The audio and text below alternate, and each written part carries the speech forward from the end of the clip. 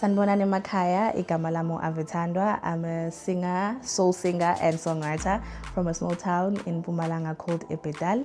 I'm currently residing in Gauteng and I'm dabbling in a lot of things. I'm also aspiring to be an actor.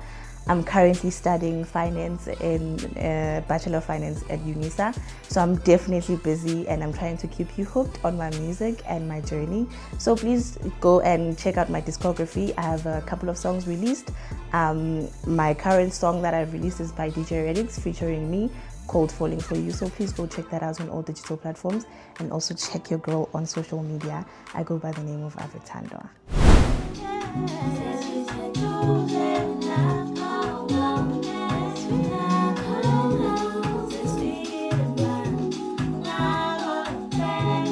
Growing up in different parts of the country has definitely played a part into shaping my sound and me as a person, in terms of it's taught me how to easily adapt. If you can go and check my discography on digital platforms, it definitely has a lot of versatility when it comes to my sound.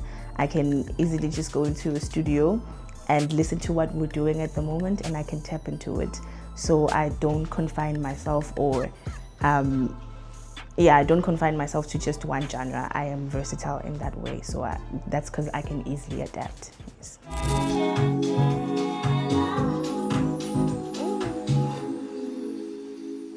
Yeah, it sounds nice. Sounds perfect. All I can say is that I'm worried. I'm worried. It's honestly not an easy journey. I'm not gonna sit here and tell you that, oh, it's been amazing, it's been great. It hasn't.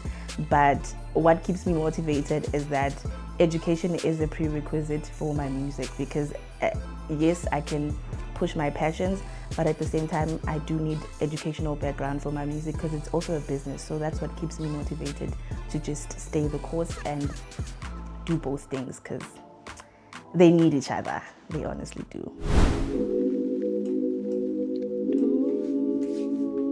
Just need to balance the vocals and I think make sure they're on the same wavelength. Yeah.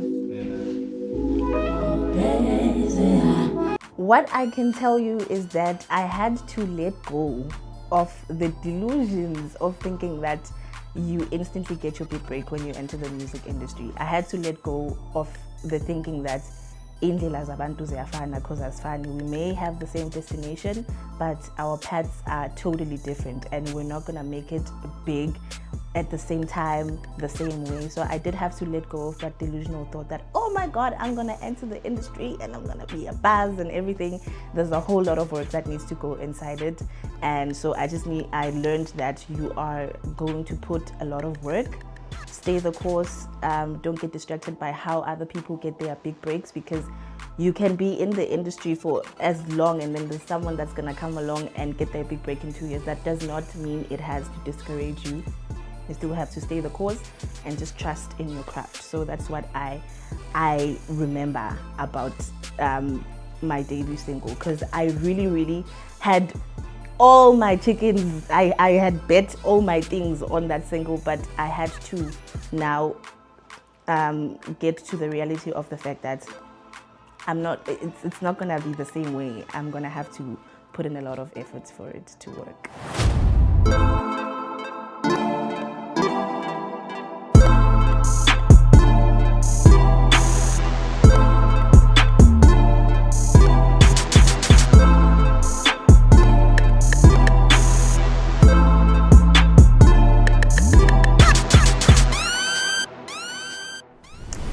Did I imagine Inoma Ganjani to be the major breakout song in my career, major turning point? I absolutely didn't, because that song was randomly made, if I'm to be honest. Two Rings was a guy that was coming into the studio but he was collaborating with other artists. I would be in the studio, and then just one day, my former label exec came and was like, you guys need to make a song. And we were like, okay, cool. We kept it at the back of our minds that, okay, we're gonna make a song. We didn't know when. And then one week, Ross, the producer of the song, came and we were doing a whole lot of songs. We were actually compiling a project. And then, 2 Rings came to the studio and we were like, okay, Ross, give us something. And then he gave us something. But I do remember that on that day, these people didn't want to work. They wanted to go swimming. And I wanted to work because I really, really love the beat. And I was like, okay, let me just lay an idea. After laying that idea, they never went to swim.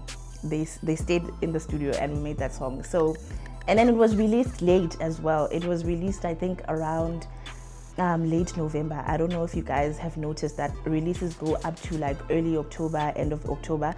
We don't normally release when we're headed to the festivities. So it was released late. So I would have never thought that song would be like so big, and I really, really appreciate it.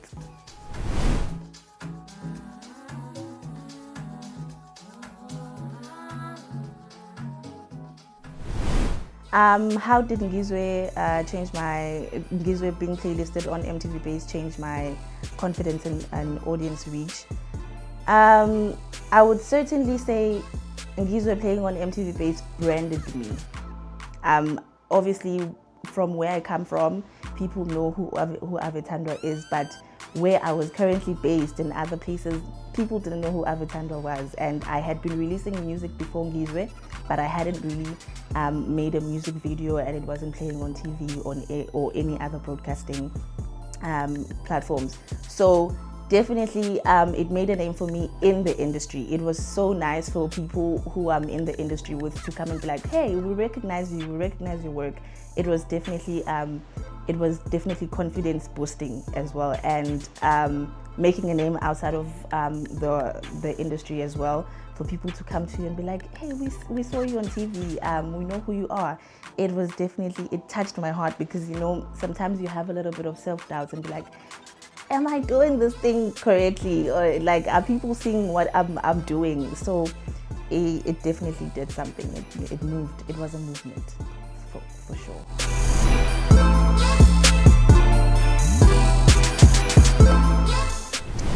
What does it mean for me to be playing on Ukhozi FM? First of all, I want to mention that Ukhozi FM is Africa's biggest radio station, and it's the world's second best radio station when it comes to listenership. So you can imagine how I feel.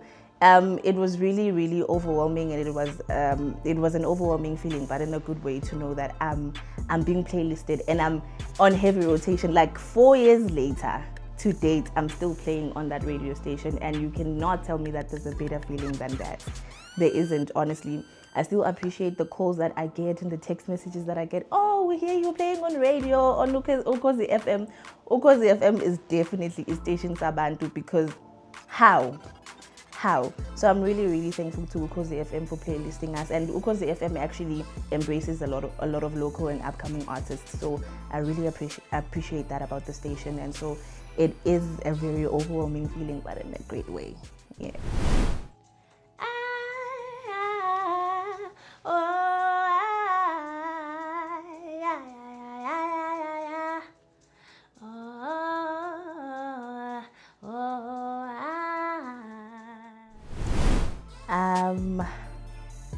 Being on Showmax Adulting, and first of all, I have gained a newfound respect for actors. That industry, there's a lot of things that go into that industry. I remember I got to the set around Boma 3 Ganje, kodwa ngahamba ngayikhaya around 10, and it was only like a short scene. If you guys watched that thing, I probably appeared for 10 seconds, 20 seconds. So it was really short, but I was there from 3 until 10, because there's a lot of things that go into it. The people that work in costume, they must make sure that you still look the same way you looked when we shot that other one. The people that are dealing with props, the knife must still be where it was, you know. So I definitely gained a newfound respect for that industry, and I think I would like to explore that side of the industry, but I would obviously have to sharpen the skills, you know, and learn more about acting, because I really respect the industry. Because with singing, it's built in, it's my talent, and I've been nurturing since I was young, because I've been singing since I was young. So I definitely need to put in a whole lot of work for my acting skills to sharpen them and nurture that talent for me to be able to go into that space. But it was definitely a fun experience, and I would definitely love to do it again. Ngiyakuthanda ngalamazwi ngizama ukuchaza indlela ngenza ngizizwe ngayo kuze kuvele imisebe yelanga ngilalile khona into engenza ngijule. Okay, let me just give you a little background on how Falling For You with DJ Radix came on about and the creative process. So DJ Radix is a producer that I have been, you know, visiting his studio for quite some time before Falling For You was made. And what I really appreciated about DJ Radix is the fact that Manguye, I was doing a completely different genre. I was always trying something new, you know. So, and then all those projects, I never used to finish them. And I never used to finish them. I would just bite. So one day came and we made Falling For You. We always like joking, City, Falling For You, because the way that project was almost seamless. So the one day, Radix played the beat for me, and I was like, okay, I love this. So at the time, it was still Skeleton. It didn't have the reggae vibe into it. It was still like R&B-ish. And then I put in, I think initially when we made it, I put in first verse, the hook, and the pre-hook, right? And I didn't do the second verse.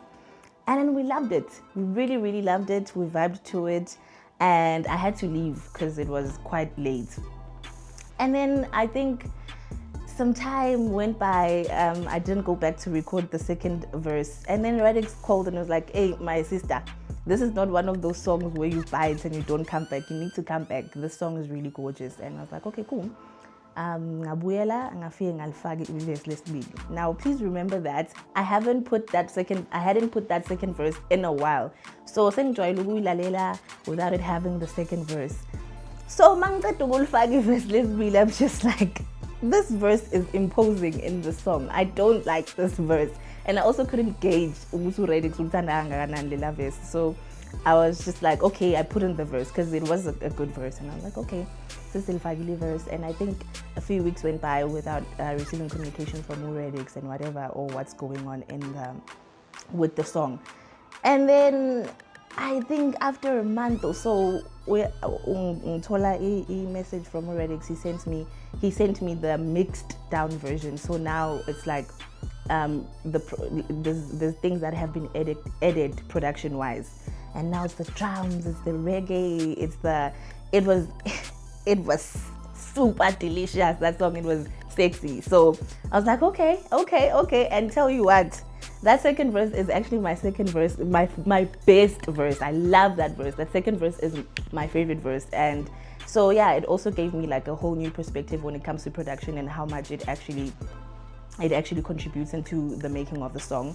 So the project was, the creative process of the project was almost seamless, but also there were a little bit of things that we needed to add on, and because we needed it to be just such a gorgeous song that it already is. So please go check the song out on all digital platforms, and it's actually currently playing on channel O, also Trace. So you can definitely open your TVs and check that music video out. It's such a beautiful song, such a great monomatic something there going on. So please go check it out, and yeah, call me when you see it. If this was hip-hop, we would have wasted so many parts. Then one game. Where do I draw inspiration from when making my songs? Ngifuna ukuqamba manga mina ingoma mhlambe engathi that I have put out that have my personal experiences that went into it. zimbalwa, but I am a social butterfly. I'm a social butterfly. I like hanging out with people. I like talking to people. So definitely hearing other people's stories as well. It has put in something into my music. I think if you were to go and check my discography, and I haven't experienced the type of love that I have been talking about on that song. So I definitely drew inspiration from other people's stories, but I also do take inspiration from my stories. But it's usually like a feeling that I'm feeling at the moment. I think Ingizwe channeled a lot of my experiences when it came to writing that song. But yeah, I just draw inspiration from myself and other people that I see, that I hear stories from, because I also grew up in a lot of towns across Mpumalanga. So, you know, I've moved definitely a lot, and I've met different people that are going through different things. So I definitely did draw inspiration from that.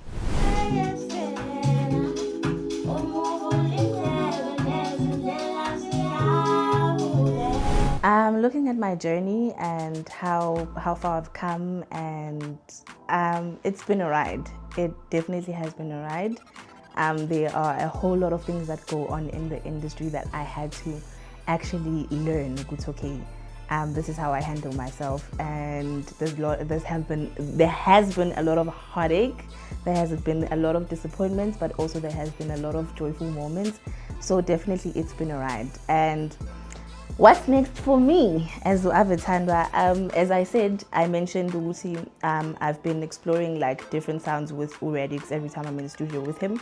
So I definitely loved the traction that Falling For You gained. So I would definitely love to explore more of that sound, because I also feel like it resonates with me as a person, because I did have a little bit of an identity crisis when it came to the genre that I want to put out. So I really feel like this one that I pulled with DJ Radix really resonates with me. It matches who I am as a person in essence. So I definitely love to explore that sound, and I'll be putting out something for you guys later on in the year, definitely.